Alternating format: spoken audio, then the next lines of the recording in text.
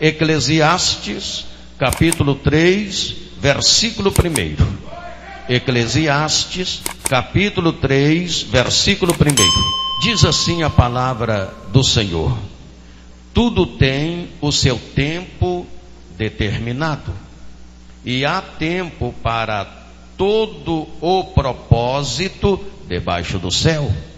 Eu vou repetir, somente o versículo 1, somente o versículo 1 do capítulo 3 de Eclesiastes. Tudo tem o seu tempo determinado, e há tempo para todo o propósito debaixo do céu. Amém? Levante a mão ou a Bíblia, feche os olhos e ore dizendo assim: meu Deus, eis aqui a sua palavra, que é santa, é fiel, é verdadeira, é poderosa, é inerrante e é infalível, e é digna de toda a nossa aceitação. Senhor, o meu coração está aberto para receber a sua palavra. Fala agora ao meu coração. Amém. Agora você vai tomar o seu assento, vai ficar tranquilo, atento à simples mensagem que eu quero entregar para vocês. Aleluia. Louvado seja Deus. Meus amados, sei que vocês conhecem muito bem este texto sagrado. A minha mensagem, ela tem o tema é tempo. Diga comigo, é tempo. É tempo de quê, pastor? No decorrer da ministração desta palavra, você vai entender. Quando nós lemos este texto sagrado, eu li com vocês apenas o versículo 1 do capítulo 3 de Eclesiastes.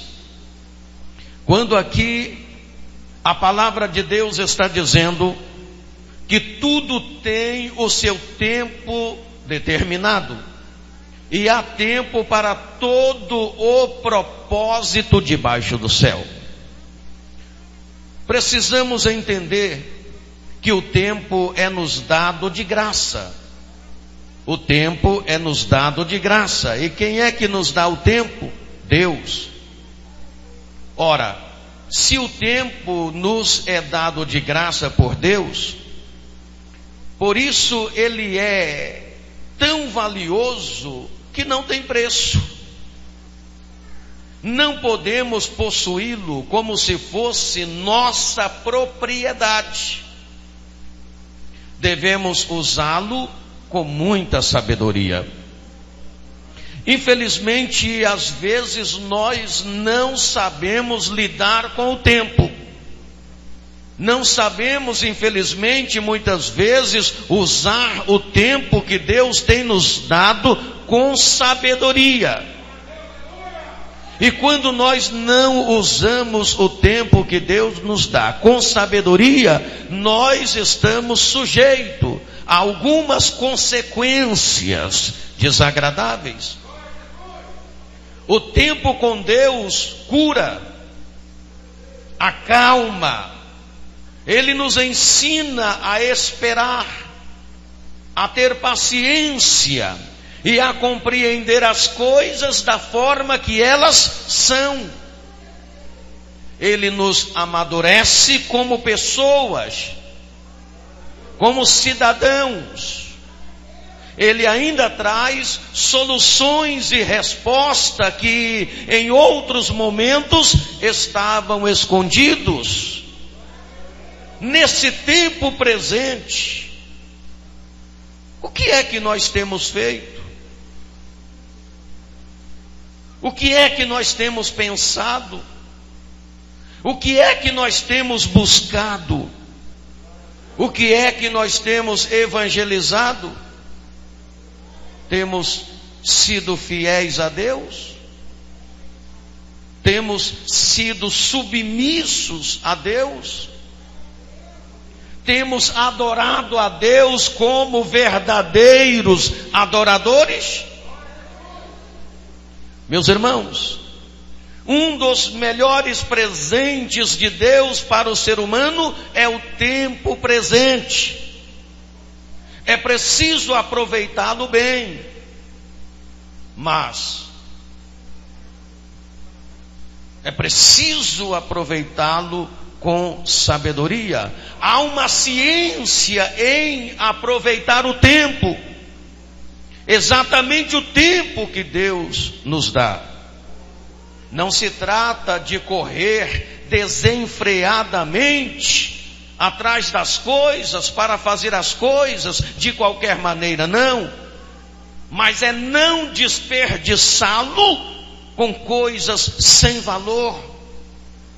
E há muitas pessoas, às vezes nós mesmos desperdiçamos o tempo que é tão precioso que Deus tem nos dado com coisas que não têm valor.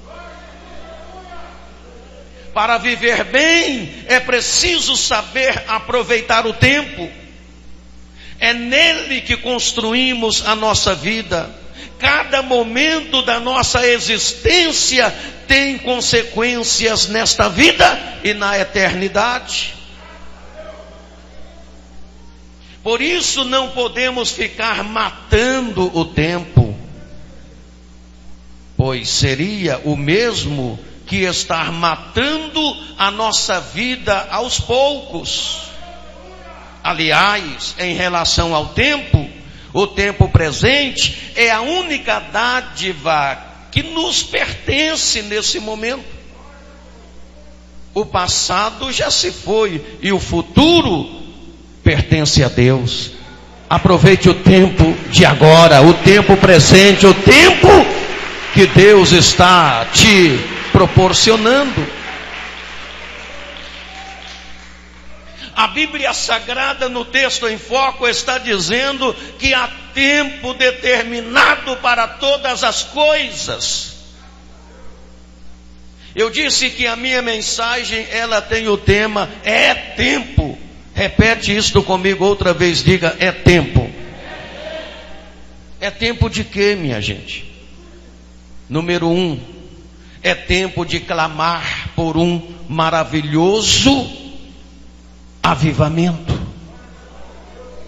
É tempo da igreja de Deus clamar por um maravilhoso avivamento. Quando lemos o capítulo 3 de Abacuque, a gente observa no capítulo 3 de Abacuque que o profeta percebe que seus compatriotas precisavam mudar seu comportamento espiritual. Abacuque percebe que os seus compatriotas precisavam mudar seu comportamento espiritual. O povo estava desviado, distanciado da presença de Deus. O povo não estava aproveitando o tempo que Deus havia disponibilizado para adorar a Deus com coisas boas. E Abacuque percebe que o povo precisava de um avivamento. Por isso ele se coloca diante de Deus e roga que os olhos do povo sejam abertos para a maior das necessidades, que é de estar perto de Deus e viver os seus princípios. Ele diz: Senhor, aviva a sua obra. É tempo da igreja orar por um maravilhoso, tremendo e sobrenatural avivamento. Essa prática espontânea no modo de servir ao Senhor é que chamamos de avivamento. Ela resulta na ação poderosa do Espírito Santo. Não existe avivamento sem a intervenção, sem a atuação poderosa do Espírito Santo. É tempo da igreja orar por um tremendo avivamento. E se a igreja orar, o avivamento virá. Se a igreja orar, o avivamento virá. Quando o avivamento acontece, a renovação e consequentemente seus resultados aparecem. Uma igreja avivada gera crentes avivados. Seus membros tornam-se ativos, buscam ao Senhor, deixam de ser simplesmente espectadores e passam a ser realizadores. A igreja do Senhor precisa clamar por um avivamento. Quando nós lemos Jó, no capítulo 42 e no versículo 5 de Jó, depois que Jó passou por tremendo sofrimento, você conhece a história de Jó. Depois daquela provação toda, no capítulo 5, no versículo 5 do capítulo 42, Jó, ele faz uma afirmação inusitada. Ele diz: eu te conhecia, Senhor, só de ouvir falar, porém agora os meus olhos te veem. Os meus olhos te veem.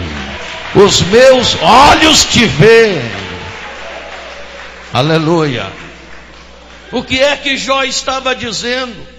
Jó estava dizendo que antes ele conhecia Deus só de ouvir falar.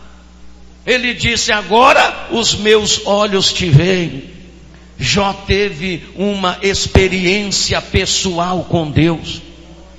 Naquela adversidade, naquele sofrimento, naquela provação, ele teve uma experiência pessoal com Deus. E ele que conhecia Deus só de ouvir falar, agora não, agora ele disse: eu te conheço, os meus olhos te veem. Infelizmente, meus irmãos, muitos cristãos ainda não tiveram uma experiência pessoal com Deus. Quando a igreja clama por avivamento, o avivamento desce, os crentes começam a experimentar uma experiência pessoal com Deus. E esta noite Deus quer que você experimente uma experiência pessoal com Ele. Se você quer, glorifica o nome do Senhor.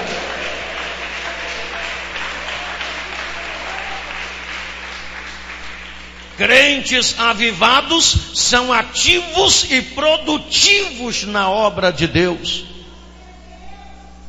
Nós precisamos ser ativos e produtivos na obra de Deus. É tempo de clamar por avivamento. É tempo, número 2, é tempo de orar profundamente. Por quê, pastor? Orar profundamente. Não oramos profundamente? Eu estou falando de uma oração revolucionária. Parece até que o nosso Deus mudou.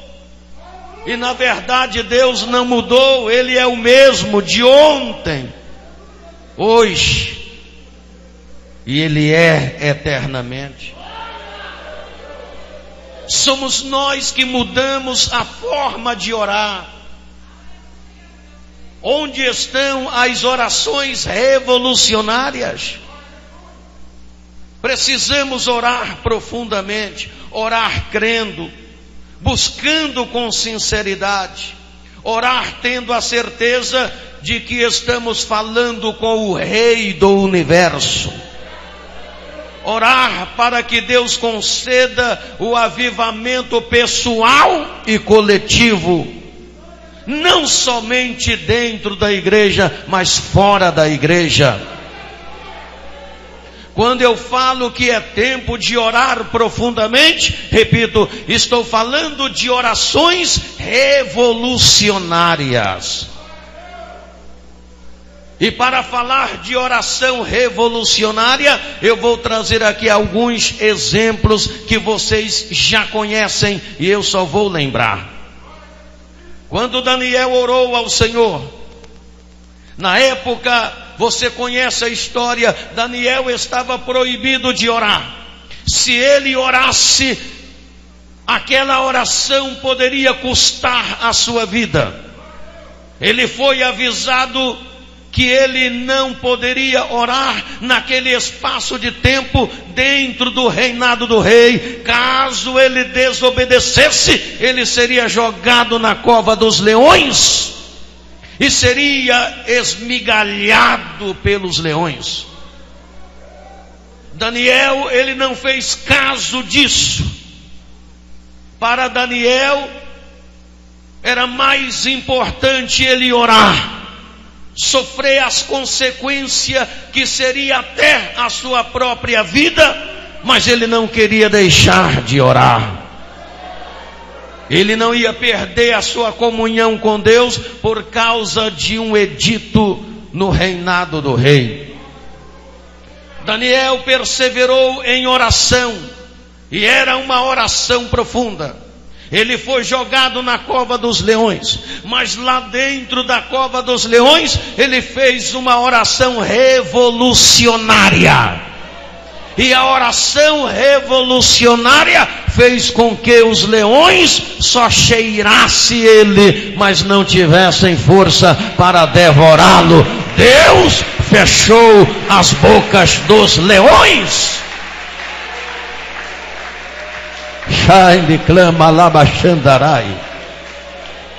Que oração é essa que fecha a boca de leões? Essa é o tipo da oração revolucionária. Deixa eu falar uma coisa para vocês. Nós estamos cercados de leões. Nesta vida nós estamos cercados de leões. São problemas, dificuldades, são crises, são adversidades, sofrimento, às vezes enfermidades, às vezes problema na família, no casamento, problemas emocionais. E como não se bastasse tudo isto, tem o diabo que nos atormenta, que lança suas setas, suas tentações. O Pedro, ele chega a dizer que o diabo, ele anda ao nosso derredor, bramando como leão, buscando a quem possa tragar. Como é que nós vamos fechar a boca desses leões? Com orações profundas, com orações revolucionárias. Oh, aleluia! Você pode glorificar o nome de Jesus?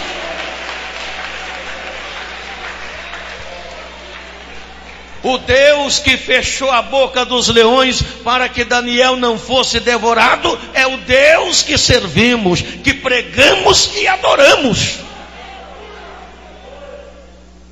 Então este é o Deus do sobrenatural. O que está faltando são orações revolucionárias. É tempo de orar profundamente. A Bíblia Sagrada fala, e você sabe, eu só quero lembrar. Eliseu orou. E o que aconteceu quando Eliseu orou? Uma das coisas que aconteceram, uma das coisas inusitadas que aconteceu quando Eliseu orou. O sol, que oração é essa, minha gente? Que oração é essa que faz o sol parar? Que oração é essa que mobiliza o reino celestial? Que oração é essa que faz o sol parar? Essa é o tipo da oração revolucionária. Quando Eliseu orou, causou-se uma revolução. O sol parou. O nosso Deus é diferente? Não. O que é que está faltando? Orações revolucionárias.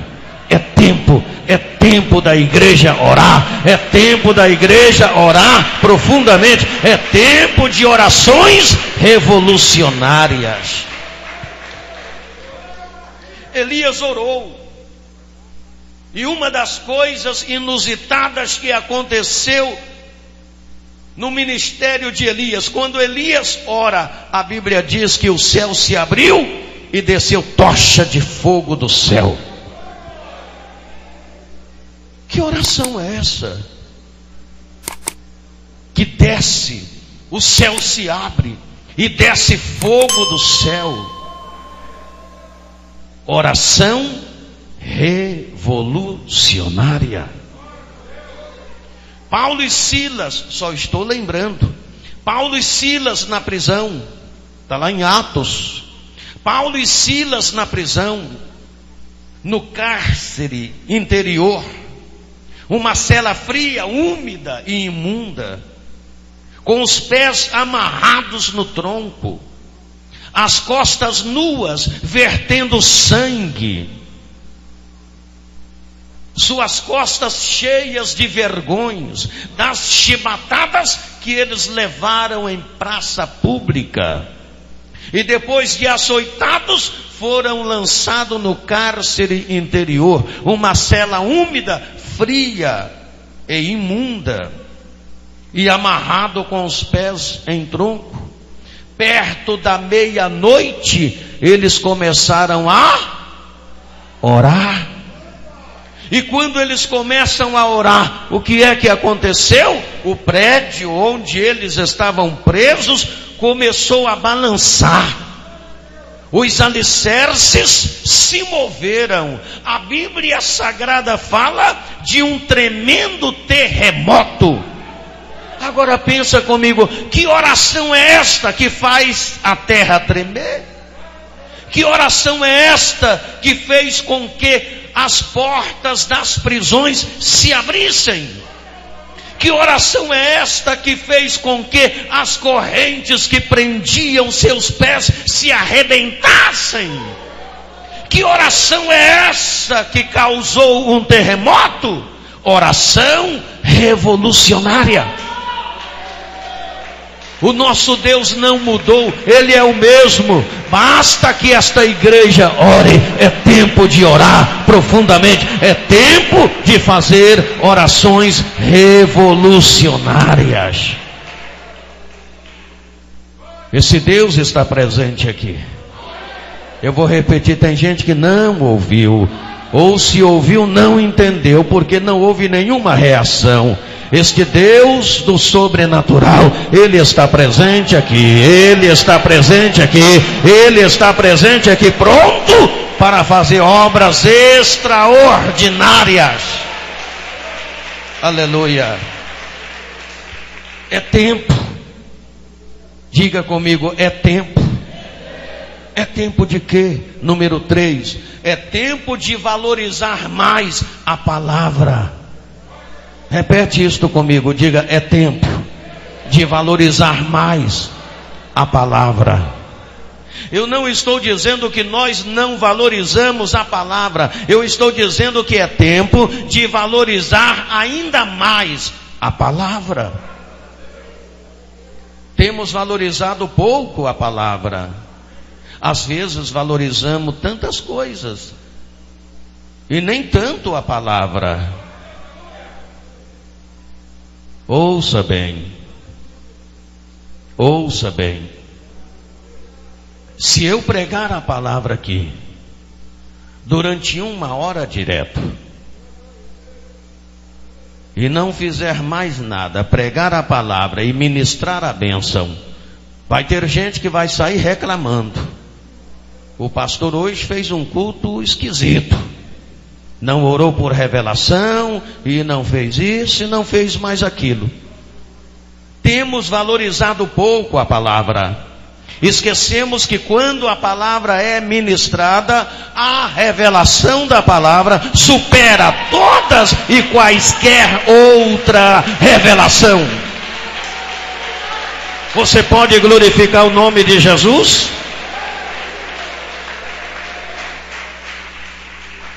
A palavra de Deus é o agente ativo e divino para gerar o avivamento que a igreja precisa.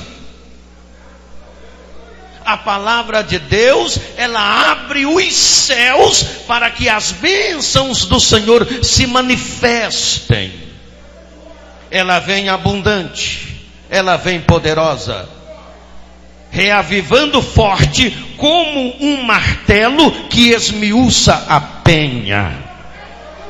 O profeta Jeremias, ele disse no versículo 29 do capítulo 23, a sua palavra é como um martelo que esmiuça a penha. Se você valorizar a palavra e crer na palavra, você vai entender que enquanto a palavra está sendo ministrada, enfermidades está sendo retirada, o diabo está sendo desmascarado, problemas estão sendo resolvidos, Deus está agindo e atuando através da palavra. Ela é fundamental. Ela é fundamental para desvendar as obras do diabo ocultas na mente de quem ouve. Você sabia que a palavra de Deus, ela revela em nossas vidas pecados ocultos dos quais nós não tínhamos ciência deles? E a palavra de Deus vem, esmiuça e revela, e te coloca no prumo, te coloca na presença de Deus, te coloca na direção, na posição que Deus te quer. Ei, você pode glorificar o nome dele? Aleluia. Você crê que neste momento o Senhor está fazendo uma obra extraordinária aqui? Através da sua palavra. É tempo de valorizar mais a palavra. É tempo, número 4, é tempo de buscar o temor de Deus e seus resultados. Eu vou repetir, é tempo de buscar o temor de Deus e seus resultados. O que é temer a Deus? Temor é um sentimento de respeito e profunda reverência a Deus. Precisamos ter este sentimento de respeito e profunda reverência a Deus. Isto é temer a Deus. Se não houver temor constante, o crente vai perdendo a noção dos valores espirituais, dos perigos que os cercam, perde o repúdio ao pecado, perde a sensibilidade com os valores divinos. Isso empobrece a vida espiritual.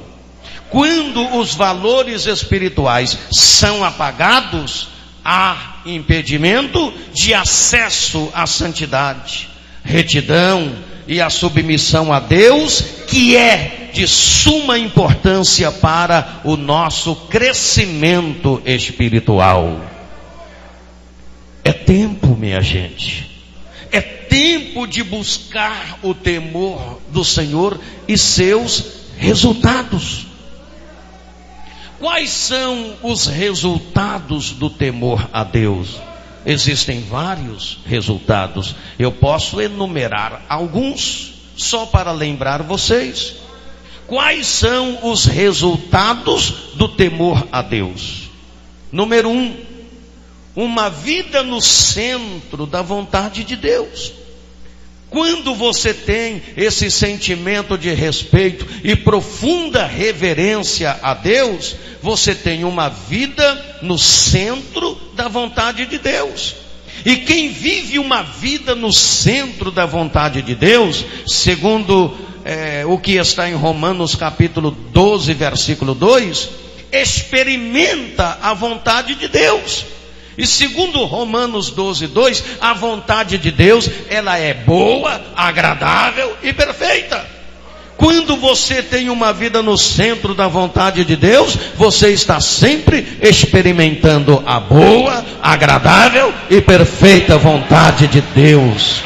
Aleluia. Você pode glorificar o nome do Senhor? Segundo resultado do temor a Deus, uma vida na direção do Espírito Santo. E uma vida na direção do Espírito Santo é uma vida que não erra o caminho. Quando você está na direção do Espírito Santo, você não erra o caminho, você não sai do caminho. Este é o caminho, andai nele sem desviar, nem para a direita e nem para a esquerda, olhando para Jesus, que é o autor e o consumador da fé. Aleluia.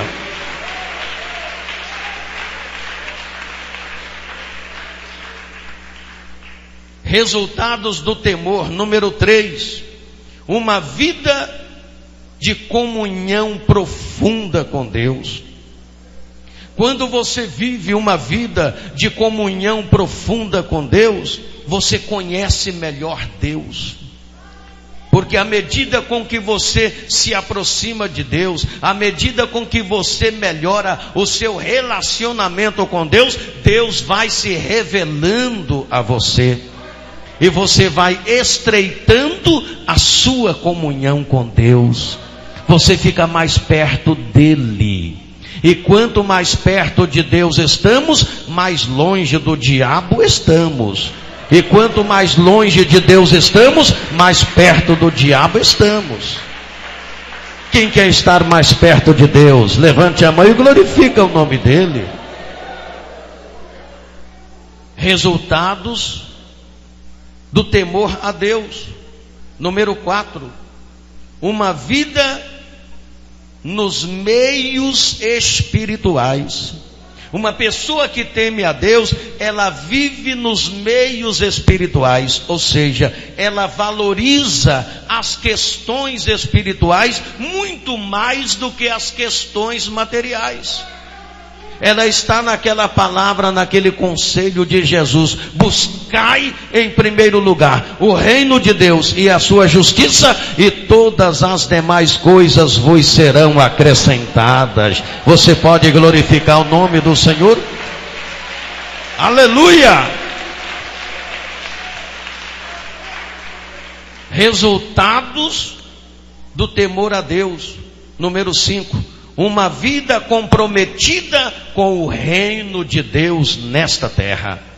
Quando nós tememos a Deus,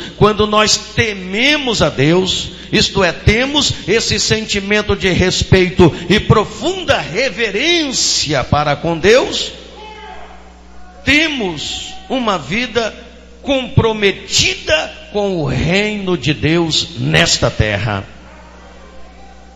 Resultados do temor a Deus.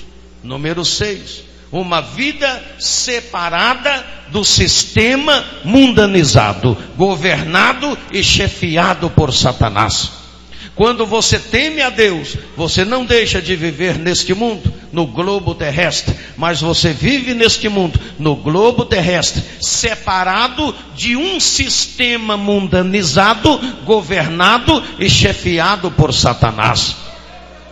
Você está no reino de nosso Senhor Jesus Cristo. Por quê? Porque Ele te transportou do reino das trevas para o reino do Filho do seu amor. Diz em Colossenses. Você pode glorificar o nome dEle?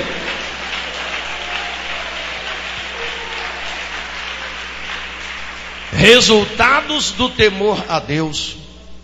Uma vida com qualidades espirituais. Quem teme a Deus tem uma vida espiritual com qualidade. Resultados do temor a Deus: uma vida cheia do Espírito Santo. Quem teme a Deus está sempre cheio do Espírito Santo. Quem teme a Deus está sempre buscando se encher do Espírito Santo. E esta noite Deus está enchendo gente aqui, hein? Deus está enchendo vasos. Deus está enchendo vasos.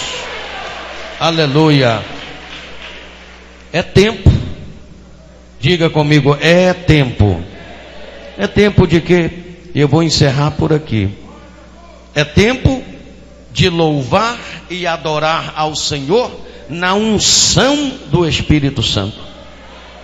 É tempo de louvar e adorar ao Senhor na unção do Espírito Santo.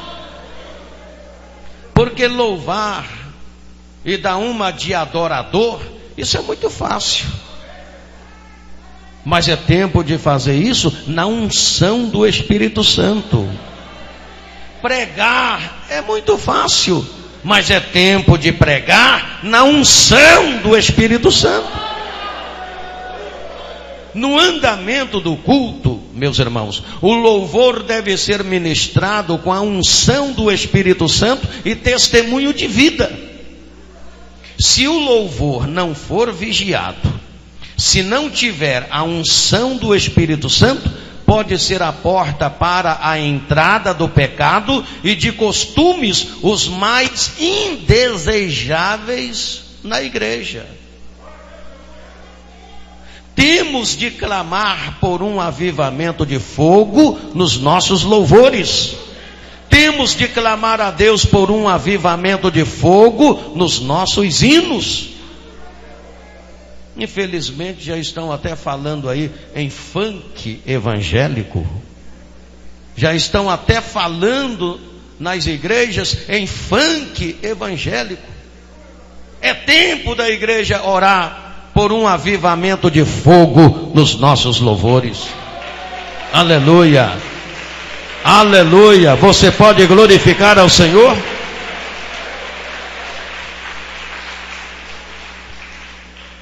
Temos de zelar pela liturgia em nossos cultos, uma liturgia que agrada a Deus e não aos homens. Porque às vezes queremos agradar aos homens, mudamos a liturgia dos nossos cultos para agradar os homens, mas desagradamos a Deus. Pedro disse da seguinte maneira: importa mais agradar a Deus do que aos homens. É tempo. Diga comigo, é tempo. Eu vou dizer mais uma coisa aqui para encerrar. É tempo de buscar os meios da graça. Eu vou repetir isso. É tempo de buscar os meios da graça. Repete comigo isso. Diga, é tempo de buscar os meios da graça. Em Tito, no capítulo 2, versículo 11, a palavra diz assim, ouça bem: porque a graça de Deus se há manifestado, trazendo salvação a todos, mostrando que devemos renunciar à impiedade, todo o pecado, para vivermos neste mundo uma vida sóbria, justa e piamente, aguardando a bem-aventurada esperança e o aparecimento da glória do grande Deus e de nosso Senhor Jesus Cristo. A Bíblia Sagrada enfatiza, tanto no Antigo Testamento quanto no Novo Testamento, que os grandes eventos foram antecedidos e alcançados com jejum, arrependimento, confissão, quebrantamento e humildade. E isso são meios da graça. Eu estou dizendo para vocês que é tempo. É tempo de arrependimento. É tempo de confissão. É tempo de contrição. É tempo de quebrantamento. É tempo de humildade. É tempo de reconhecer o pecado. É tempo de confessar o pecado. É tempo de abandonar o pecado. É tempo de servir ao Senhor em espírito e em verdade. Xande clama labaxandarai. Aleluia. Glórias ao nome do Senhor.